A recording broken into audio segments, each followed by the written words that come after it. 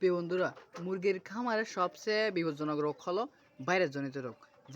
যে ভাইরাস জনিত রোগ যদি একবার মুরগির খামারে হয়ে যায়, কিন্তু মুরগির খুবই বিপজ্জনক সমস্যা হয়ে যায়। সেজন্য মুরগির খামারে যাতে ভাইরাস আসতে না পারে, সেজন্য 3-4 দিন পর পর খামারের লিটারের উপর জীবাণুনাশক স্প্রে করে দিতে হবেন।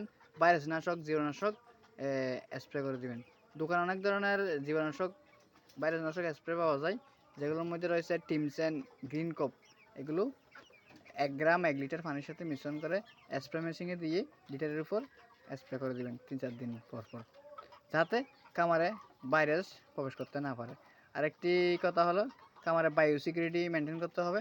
আপনি বাহির থেকে আসা মাত্র হুট করে খামারে প্রবেশ না করে আগে নিজেকে জীবাণুনাশক স্প্রে করে তারপর খামারে প্রবেশ করবেন, যাতে খামারে ভাইরাস প্রবেশ করতে না পারে। প্রিয় বন্ধুরা, ভিডিওটি ভালো লাগলে লাইক দিবেন। যদি ভিডিওটি উপকার আসে, চ্যানেলটা সাবস্ক্রাইব করবেন। ধন্যবাদ সবাইকে।